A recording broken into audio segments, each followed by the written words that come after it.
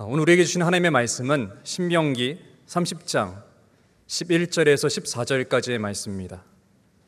신명기 30장 11절에서 14절까지의 말씀을 제가 봉독하겠습니다.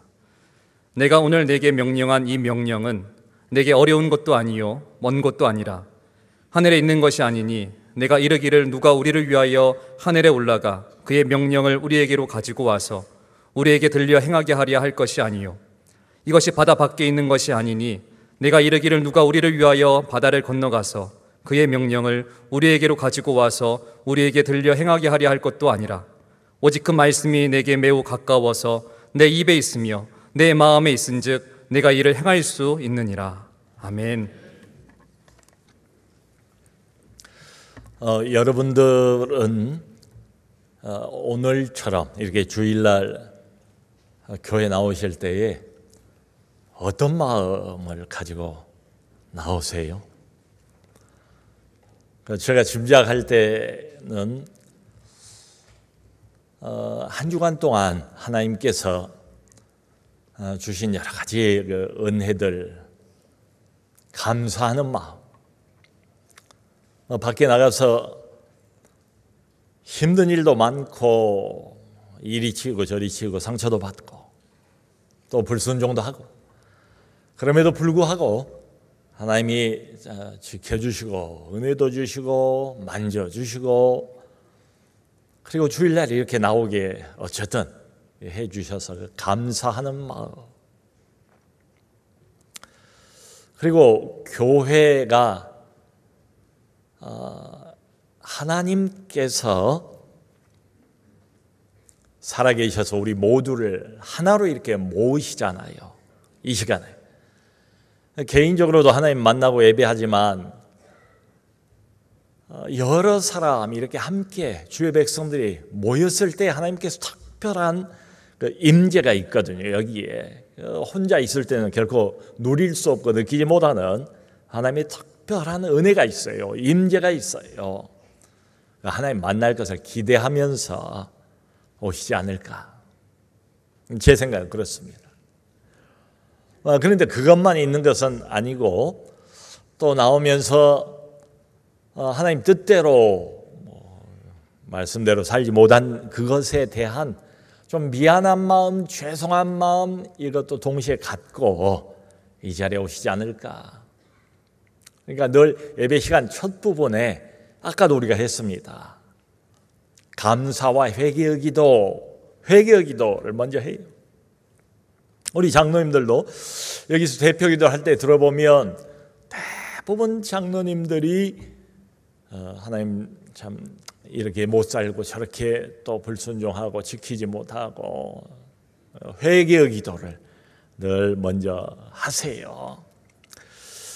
여러분 공동체가 모여서 하는 그 기도도 회개의 기도를 우리가 먼저 첫 번째 순서에 예배드릴 때 하지만 개인적으로 기도를 할 때도 어떻습니까? 대부분은 기도하자마자 엎드리자마자 이것 주세요, 저것 주세요, 막 다짜고짜 달라고 이렇게 기도하는 분은 거의 없어요. 다 먼저 이 반성의 기도, 하나님 앞에 회개의 기도를 먼저 드리지요. 이게 일종의 마음을 좀 비우는, 마음을 좀 정화시키는 이런 작용을 하지 않는가, 그런 생각이 들어요. 그래서 우리가 지은 죄도 많고 허물도 여전히 많습니다. 그런데 그리스도의 보혈로, 예수님의 그 보배로운 피로 이것들을 깨끗하게 씻어내고, 다 씻어내고, 그리고 맑고 청결한 이런 양심, 이런 마음을 가지고 하나님 앞에 나오는 거지요. 그게 맞잖아요. 자, 여러분, 그런데 회개의 기도를 우리가 할 때에 종종 많이 쓰는 표현이 하나가 있어요. 그게 뭔가 하면, 내가 육신이 연약해서, 하나님, 내가 육신이 연약해서 넘어졌습니다. 육신이 연약해서 시험에 빠졌습니다. 이 육신이 연약해서 이 단어, 이 표현을 참 많이 써요. 너무 많이 쓴 것 아닌가, 또 너무 오래 사용한 것 아닌가, 그러다 보니까 그냥 나도 모르게 이게 내 몸에 배어버린 것 아닌가, 아니 내 영혼에 아주 깊숙이 이게 이미 배어든 것이 아닌가. 그러니까 무의식 가운데라도 이런 생각, 나는 육신이 연약한 인간에 불과해. 그러므로 결코 하나님의 말씀을 제대로 지킬 수가 없어. 나는 그런 인간이야. 스스로를 이렇게 한계 지어 버리는 이런 생각, 이걸 확신으로 갖게 된 것 아닌가. 이거 뭐 딱딱하게 이미 이 생각이 저 무의식 저변에 이게 깊이 자리를 잡고 있는 것 아닌가 하는, 참 이게 걱정 아닌 걱정을 해봅니다. 자, 여러분, 그런데 실상은 뭘까요? 사실은 뭘까? 혹시 이게 우리의 변명은 아닌가? 그러니까 하나님 말씀을 순종해볼 생각도 아예 안 하고 그런 시도도 안 하는 것 아닌가? 처음부터 지키려는 생각도 없이 그저 내 뜻대로 내 생각대로 하면서 그저 육신이 연약해서 이걸 변명처럼 되풀이하는 것은 아닌가? 우리가 하나님 앞에 엎드려서 하나님, 내가 육신이 연약합니다. 그래서 이것도 못하고 저것도 못했습니다. 용서해 주세요. 고백은 많이 하면서 아마 하나님이 이렇게 물어보실지도 모르겠어요. 그러면 넌 도대체 그 하나님의 말씀을 지키려고 얼마나 노력을 해봤니? 노력이라도 해보기나 했니? 아니면 순종하려고 애를 써본 경험이 있느냐? 과연 이렇게 하나님이 도전하시지 않을까? 그러니까 자칫 잘못하면 내가 하나님의 말씀을 못 지키는 것, 불순종하는 것, 이것을 그냥 습관적으로 육신이 연약해서 이렇게 핑계를 대고 있는 것은 아닌가, 뭐 이런 생각을 해봅니다. 여러분, 지난주에 이 자리에서 장애인의 날, 특별한 날이지요. 근데 그때 표어가, 올해 장애인 주일 표어는 은혜 함께 흐르자. 은혜가 함께 가자.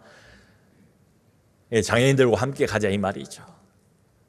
은혜가 함께 흐르는 것처럼 우리가 함께 손잡고 장애인들과 같이 가자. 그러니까 함께라는 그 단어의 방점이 찍혀 있습니다.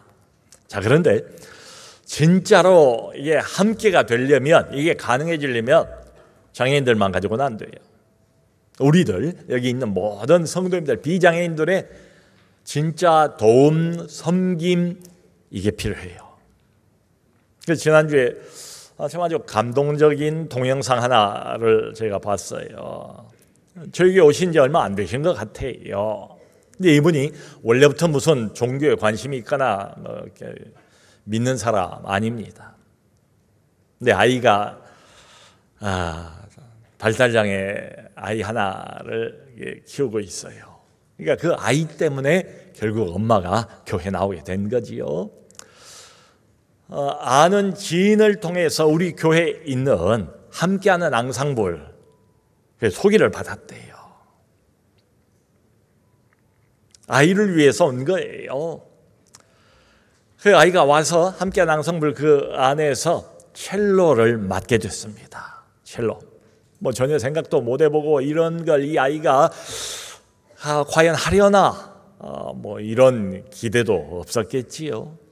근데 얼마 지나고 난 다음에 엄마가 깜짝 놀랐다는 거예요. 왜냐하면 뭐 완벽하게 연주는 아니지만 한 곡을 이 아이가 전혀 기대도 못하고 그럴 생각도 못했는데 이 아이가 연주를 한 거예요. 한 곡을 끝까지. 그걸 보고 놀란 거예요. 엄마가 이게 가능하구나. 그리고 든 생각이, 사랑이 아니고는 이건 안 된다. 이건 불가능이다. 사랑이 아니고는 불가능하다. 왜냐하면 토요일 날 오후를 이 아이를 끼고 가르치기 위해서 온통 그 시간을 다 반납을 하고 그 선생님들이 열심히 아이들 훈련을 시키는 모습을 본 거예요. 이게 사랑이 아니면 불가능하다. 그리고는 저는 생각이 참 하나님이 누구길래, 예수님은 도대체 어떤 분인가, 하나님이 도대체 어떤 분이길래 저 선생님들은 이렇게 열심히 봉사를 한단 말인가. 그러면서 아주 기가 막힌 말을 해요. 그런 하나님이라면 나도 한번 믿어보고 싶다. 그런 하나님이라면, 그런 예수님이라면 나도 한번 기꺼이 믿어보고 싶다. 성도 여러분, 그 성경을 보면 예수님께서 우리 믿는 사람들에 대해서 이런 이야기를 해요. 이게 믿는 사람들, 하나님의 백성들, 하나님의 자녀들의 좀 정체성입니다. 우린 누군가 빛과 소금, 산 위의 동네래요. 여러분, 빛인데 어둠 속에서 반짝이지 않는, 드러나지 않는 그런 빛이 있습니까? 소금인데 짠 맛을 전혀 내지 못하는 소금이 있습니까? 산 위에 있는 동네래요. 그러니까 산 아래에 모든 사람들이 고개만 싹 돌리면 다 보인다, 이 말이지요. 자, 여러분, 이게 우리 예수 믿는 사람들, 하나님의 자녀들의 정체성이래요. 그러니까 이 말에, 요 비유에 요지는 뭔가, 핵심은 뭔가 하면, 믿는 사람들은 숨을 수가 없다, 숨길 수도 없다. 이 특별한 사람들은 이 세상에서 숨겨질 사람들이 아니다, 이런 말 아니겠어요?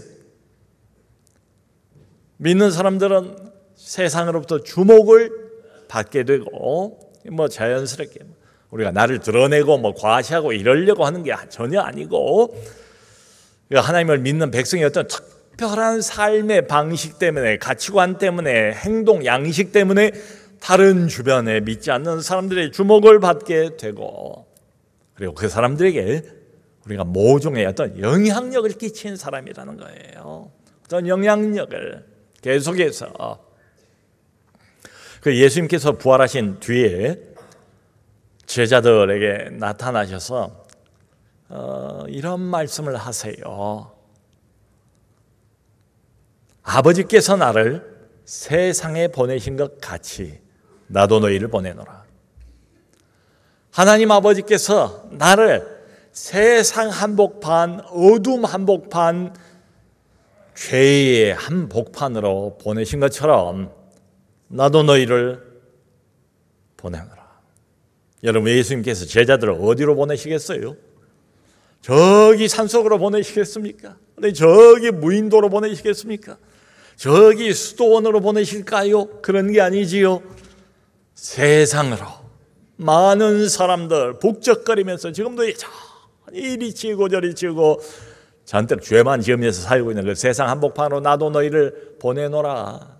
그러니까 우리들은 자연스럽게 하나님의 대리인, 이 세상에서 예수님의 대변인, 하나님이 어떤 분인가를 나타내는 그런 통로, 하나님의 영광을 드러내는 그런 사람이라는 거죠. 성도 여러분, 좋습니다. 그런데 이게 그냥 되겠습니까? 가만히만 있으면 그저 교회 나오고 내가 예수 믿는다는 그 이유 때문에 저절로 자동적으로 되겠습니까? 그럴 리는 없지요. 하나님 말씀에 순종하고 하나님 말씀을 실천하고 그리고 하나님 말씀을 행동으로 옮길 때에 이런 일들이 가능하지요. 여러분, 복음서에 보면 한 번은 예수님께 나온 부자 관원 청년이 있잖아요. 나이가 젊었던가 봐요. 근데 돈이 많았대요. 돈이 많은 부자라고 분명히 나와 있어요. 그러면서 또 어떤 공직 생활을 하는 이게 관원이었던 것 같아요. 이게 얻을 걸 다 얻은, 그야말로 스펙이 좋은, 젊고 부자고, 그리고 공적인 권한도 가지고 있는 그런 사람이에요. 그 사람이 와가지고 예수님에게 영적인 관심이 많았던 것 같아요. 영적 관심까지 많아요. 이 사람 참 얼마나 좋습니까? 물어봤어요. 주님, 내가 어떻게 영생을 얻을 수 있습니까? 내가 어떻게 해야 구원을 받을 수가 있습니까? 예수님께서 그를 사랑하셨고, 그리고 맨 마지막에 결론처럼 이렇게 지침을 내려주셨어요. 네가 가지고 있는 그 많은 돈을 다 팔아서 가난한 사람에게 다 나눠주고, 그리고 와서 나를 따르라. 그 반응이 어땠어요? 아이고, 이거야말로 주님, 내가 평생을 기다려오던 목소리였습니다. 이렇게 반응을 합니까? 그 반대지요. 이 말을 듣고 돈이 많은 거로 얼굴에 수심이 가득, 근심이 가득 해서 주님을 떠나버렸대요. 여러분, 지금 주님께서 우리에게 순종, 실천, 행동으로 옮기라고 요구를 할 때 너의 재산을 다 포기해라, 이런 말씀을 하실까요? 특별한 경우가 있을지 모르겠지만 여기 앉아있는 우리 대부분 모든 사람들에게는 그런 말씀 안 하세요. 그런 요구 안 하세요. 그런 무리수를 하나님께서 안 두세요. 우리를 알아요. 베드로는 마지막에 죽을 때에 자기는 예수님을 몇 번이나 배반했던 그런 자이기 때문에 십자가에 매달려 죽어도 제대로 정상으로 매달려 죽을 자격이 없다. 그러므로 나는 거꾸로 매달아 주세요 해서 전설에 의하면 베드로는 거꾸로 십자가에 매달려 죽었대요. 순교했대요. 여러분, 주님께서 네가 정말로 나를 사랑하고 나를 따르기를 원한다면 지금 당장이라도 순교해봐라. 순교를 통해서 너의 십자가 죽음을 통해서 너의 순종을 내게 증명해봐라. 이렇게 말씀하시겠습니까?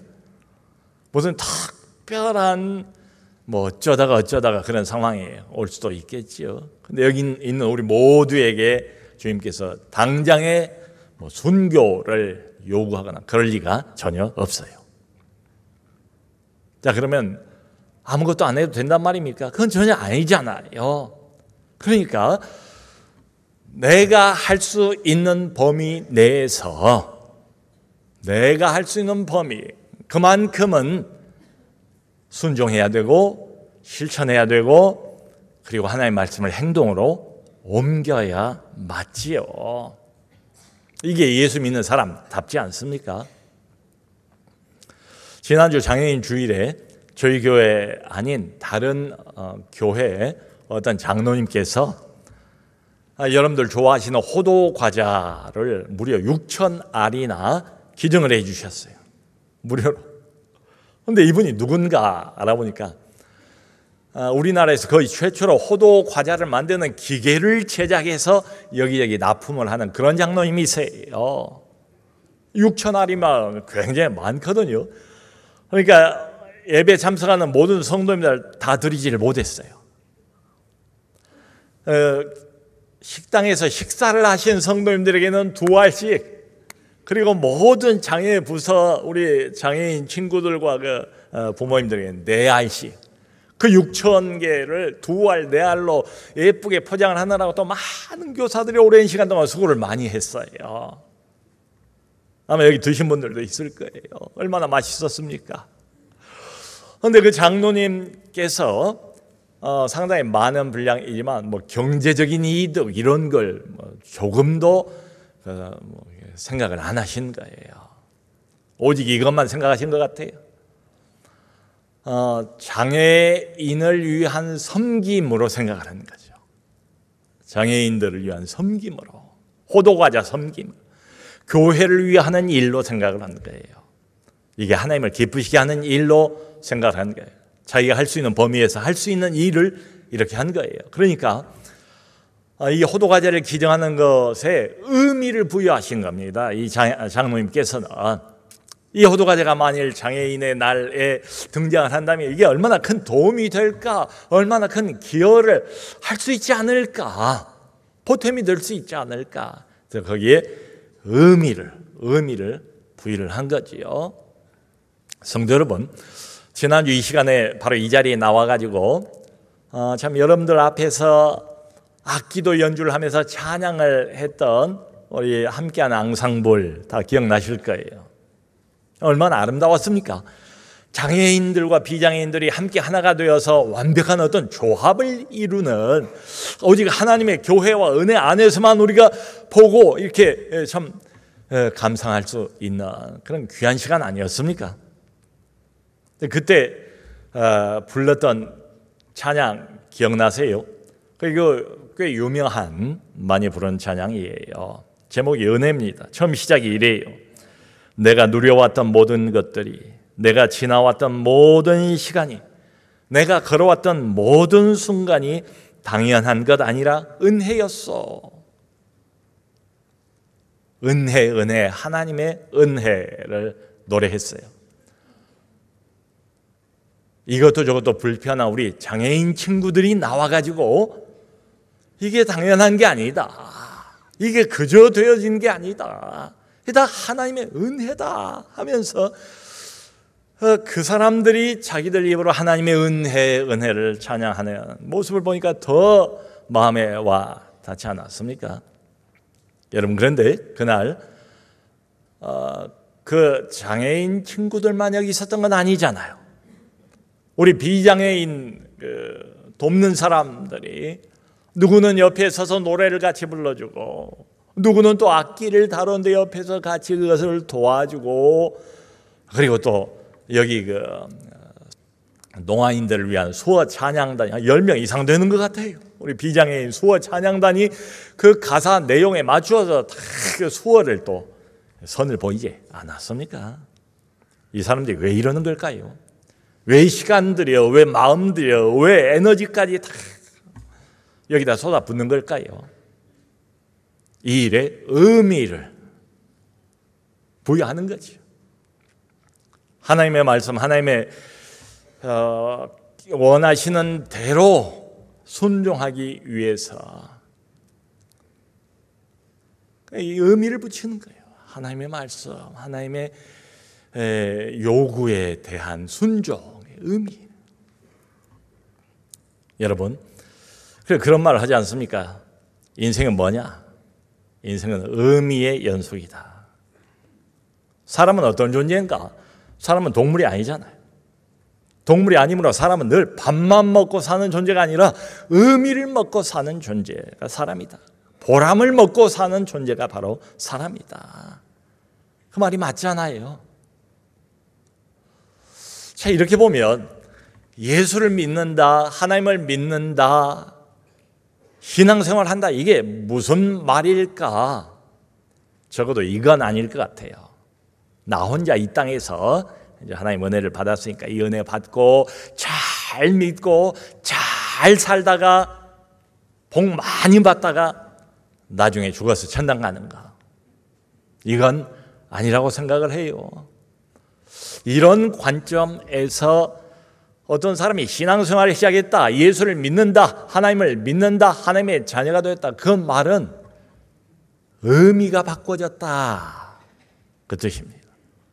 이전에는 나 자신만을 위한 그런 삶, 이게 내 삶의 목표고 전부였어요. 그게 의미였어요. 근데 이제는 의미가 바뀐 거예요.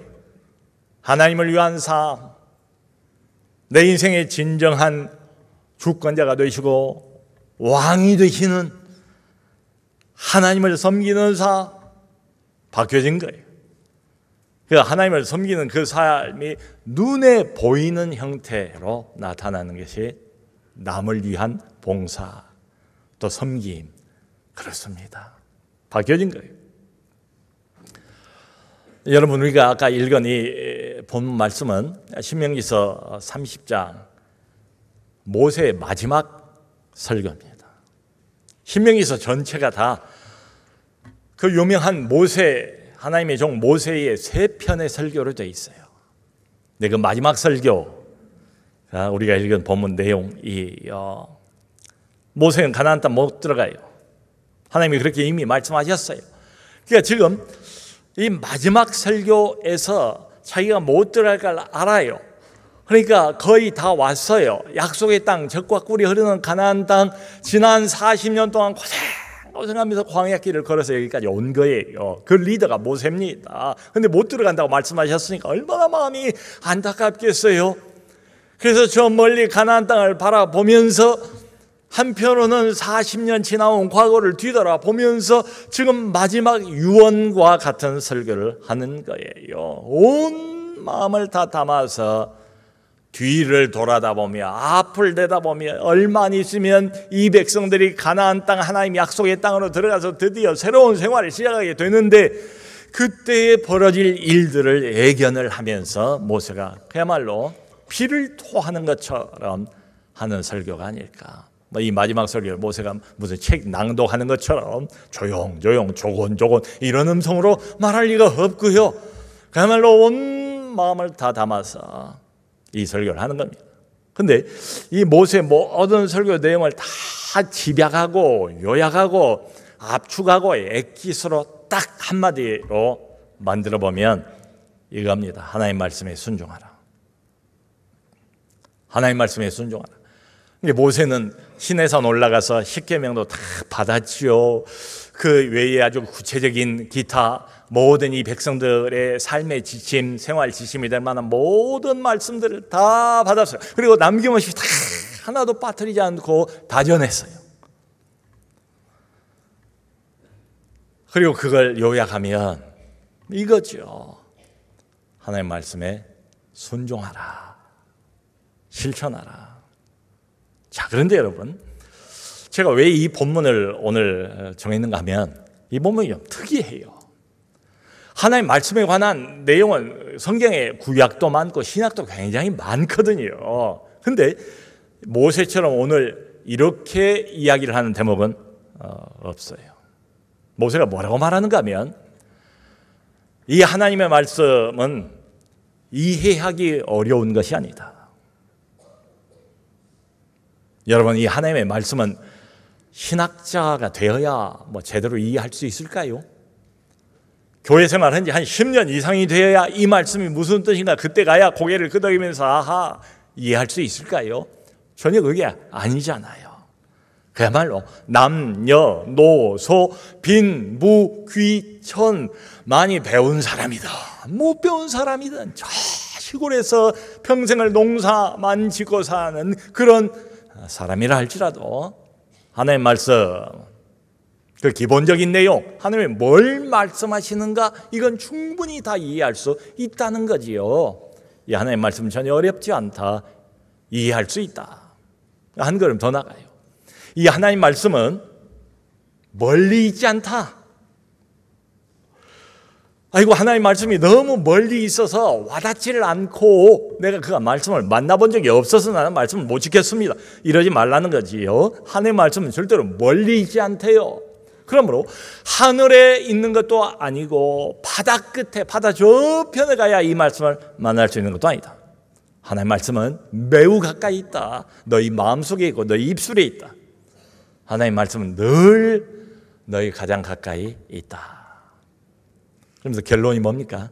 여기 14절 뒷부분에서 그러므로 네가 이를 행할 수 있느니라. 결론, 네가 마음만 먹으면 이 말씀을 실천할 수 있다. 행할 수 있다.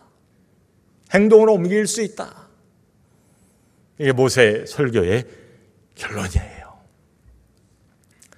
자, 여러분, 하나님 말씀 우리가 얼마나 소중하게 생각합니까? 믿는 사람이라며. 근데 이게 어려운 것도 아니고 너무 멀리 떨어져 있어서 나하고 상관이 없고 늘 이웃집에게 주는 말씀 갖고 이런 소리 하지 마라. 그런 변명하지 마라. 지킬 수 있다. 행할 수 있느니라. 이렇게 못을 딱 박으셨어요. 그럼에도 불구하고 우리의 현실은 어떻습니까? 우리 삶의 실상은 어떻습니까? 지난 한 주간 동안도 여기서 넘어지고 저기서 넘어지고 이래서 불순종하고 저래서 불순종하고 우리의 현실이에요. 결론이 뭡니까? 그러면 이걸 다 종합을 해보면 우리가 왜 넘어질까요? 왜 불순종할까요? 왜 하나님 말씀을 그토록 여러 번 반복해서 들으면서도 못 지키는 것일까? 결국 결론은 이겁니다. 우리 마음의 완악함 때문에 못 지키는 거죠. 안 지키는 거죠.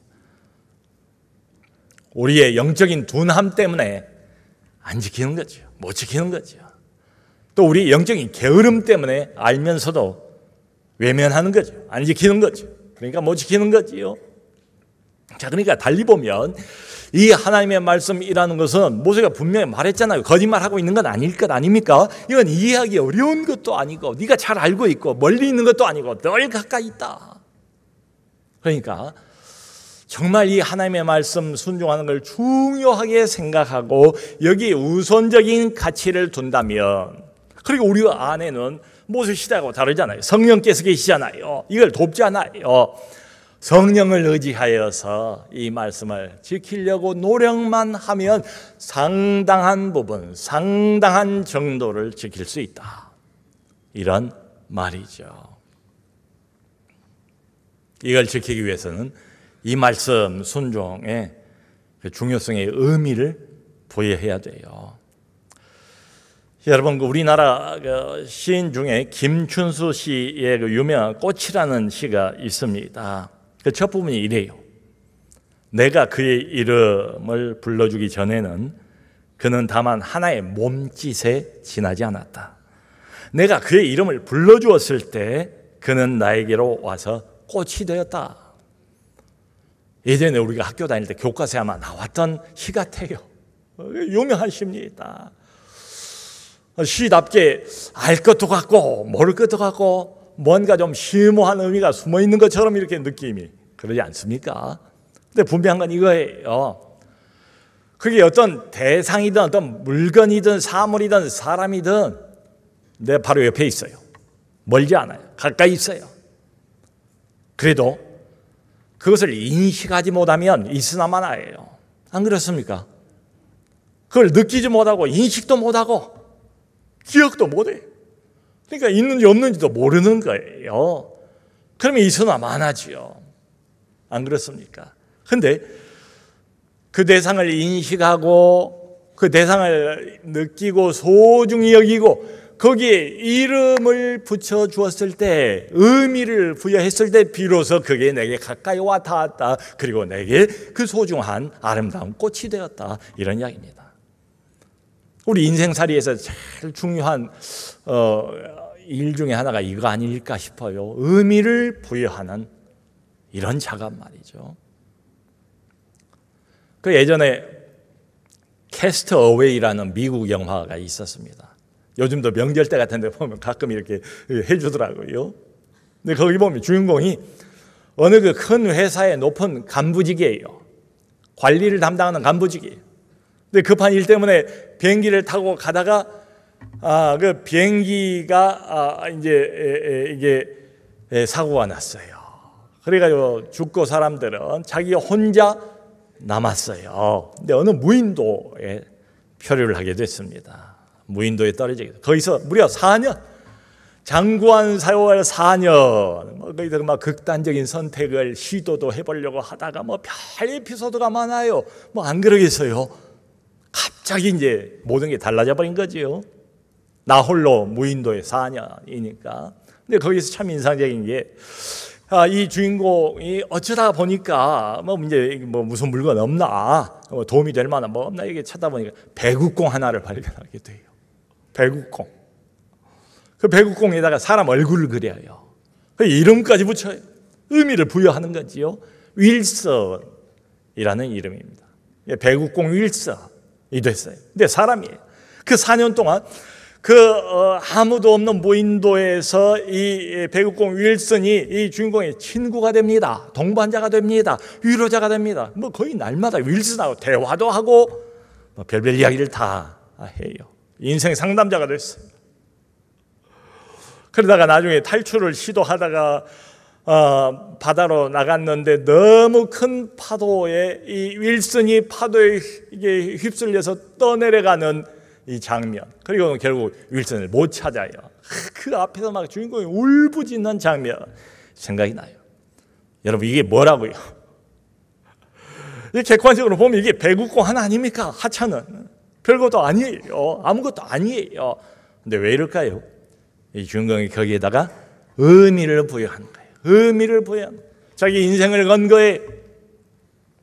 여러분, 하나님 말씀이 소중하다는 걸 우리가 압니다. 그런데 목사님은 늘 그런 말 해. 교회 가면 뭐 이 교회나 저기나 다 똑같이 하나님 말씀이 뭐 중요하다, 최고다, 잘 지켜야 된다 이런 말 하는 거야. 남의 말 하는 것처럼 그러면 절대 순종 못 해요. 애들도 엄마가 우리 영어 중요하다, 수학 중요하다, 노래를 불러도 중요하다고 해도 자기가 그 중요성을 인식하고 거기다 꽃이라고 이름을 붙여줄 때 그게 의미가 살아나고 생명이 돌아오는 것처럼 자기가 마음을 담아서 거기에 의미를 부여하기 전에는 아무것도 안 돼요. 우리 인생이 그렇습니다. 하나님 말씀 순종도 마찬가지예요. 하나님 말씀에 제대로 순종하기 위해서 이 말씀 순종의 중요성의 의미를 부여할 필요가 있어요. 이게 하나님이 하신 말씀이다.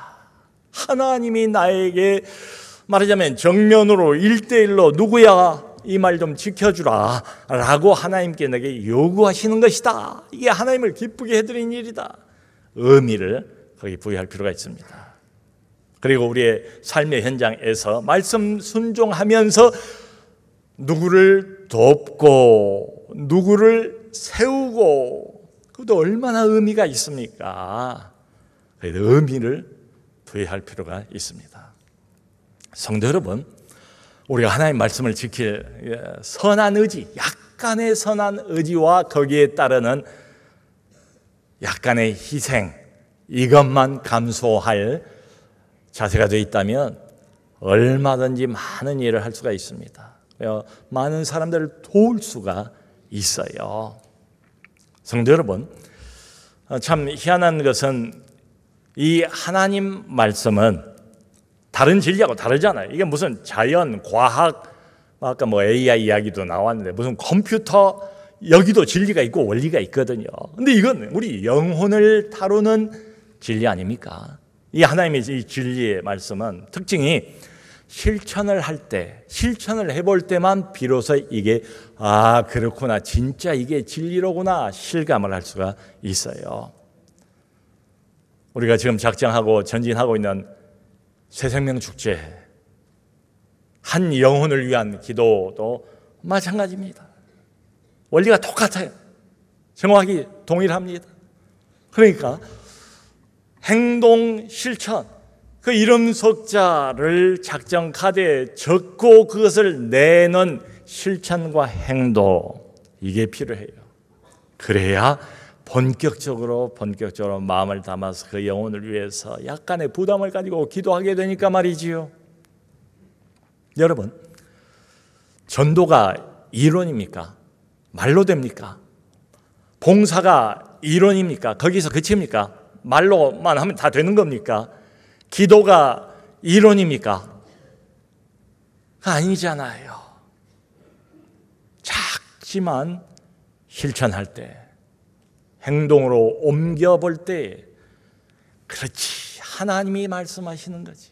이게 하나님을 기쁘시게 해드리는 일이지. 이런 생각을 가지고 작은 일이라 할지라도 실천하고 행동을 해보면 내가 벌써 알아요. 느낌이 달라요. 내가 변해.